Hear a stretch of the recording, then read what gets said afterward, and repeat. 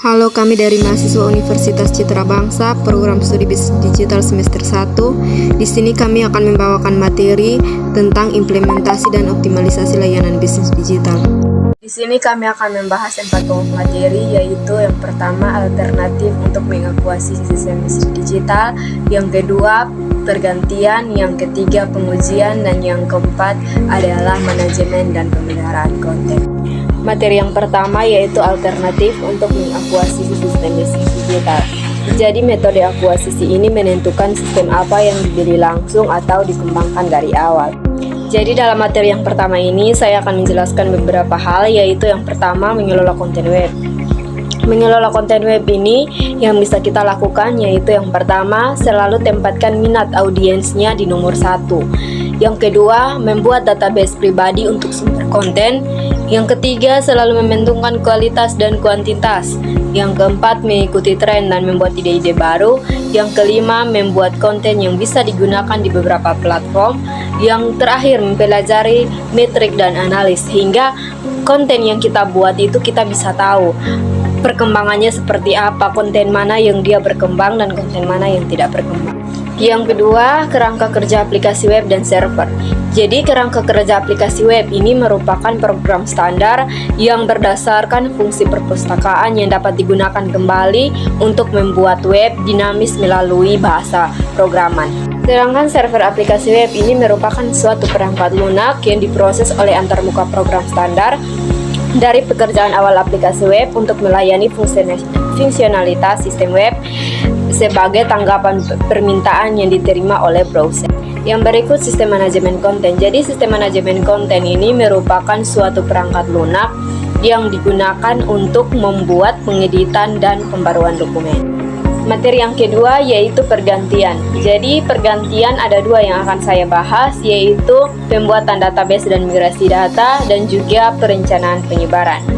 Jadi database dan migrasi data ini dimana kita membuat data dan ada proses transfer dari sistem lama ke sistem yang baru. Itu yang dinamakan migrasi data atau perpindahan data. Yang berikut perencanaan penyebaran. Jadi perencanaan penyebaran ini merupakan jadwal yang menentukan semua tugas yang perlu terjadi, sehingga tugas-tugas yang terjadi itu dijalankan secara berstruktur. Pengujian memiliki 2 tujuan utama. Pertama, untuk memeriksa ketidaksesuaian dengan persyaratan bisnis dan pengguna, dan kedua, untuk mengidentifikasi bug atau kesalahan. Dengan kata lain, ia memeriksa apakah situs tersebut melakukan apa yang dibutuhkan pengguna dan dapat diandalkan. Pengujian adalah proses berulang yang terjadi melalui pengembangan. Karena ketidaksesuaian diperbaiki oleh tim pengembangan, ada risiko bahwa masalah mungkin belum diperbaiki dan masalah baru telah dibuat. Pengujian lebih lanjut diperlukan untuk memeriksa apakah solusi untuk masalah efektif. Proses pengujian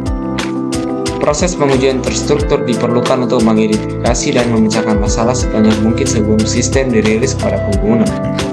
Pengujian ini dilakukan secara terstruktur dengan menggunakan spesifikasi pengujian yang merupakan spesifikasi pengujian yang komprehensif di semua modul sistem. Lingkungan pengujian. Pengujian terjadi di lingkungan yang berbeda selama proyek. Prototipe diuji dalam lingkungan pengembangan yang melibatkan data pengujian programmer di seluruh jaringan di server bersama. Dalam fase implementasi, lingkungan pengujian khusus dapat diatur yang mensimulasikan lingkungan operasi di akhir untuk sistem. Lingkungan pengujian ini akan digunakan untuk pelatihan dan pengujian pengguna awal dan untuk pengujian sistem. Akhirnya produksi atau lingkungan hidup adalah di mana sistem akan digunakan secara operasional. Ini akan digunakan untuk pengujian, penerimaan pengguna, dan ketika sistem menjadi hidup. Tentang manajemen dan pemeliharaan konten. Manajemen dan pemeliharaan konten ini ada beberapa hal yang akan saya bahas, yaitu yang pertama mengelola strategi pemasaran konten. Mengelola strategi pemasaran konten ini di mana kita membuat suatu rencana atau kita menentukan suatu perencanaan untuk konten kita itu bagaimana dia lebih baik, bagaimana orang-orang bisa mengenal konten kita, dan bagaimana konten kita itu dapat berkembang. Jadi ada beberapa hal yang perlu kita perhatikan sehingga konten kita itu dapat dipasarkan, orang-orang dapat melihat, oh konten kita ini seperti ini, kontennya bagus sekali, atau konten ini perlu ditambah ini untuk konten kita menjadi lebih baik. Yang berikut, inisiatif untuk menjaga konten tetap segar.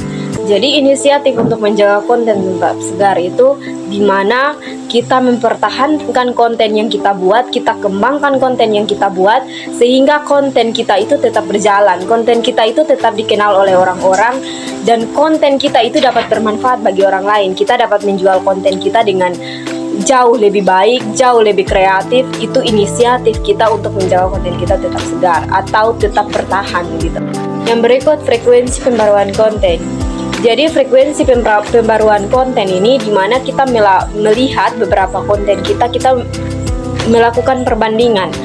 Ketika konten yang pertama kita buat tidak mengalami kemajuan, konten yang kedua kita buat mungkin lebih banyak mengalami kemajuan, berarti kita harus pergunakan konten yang kedua itu, kita kembangkan dia sehingga ada pembaruan konten menjadi lebih baik.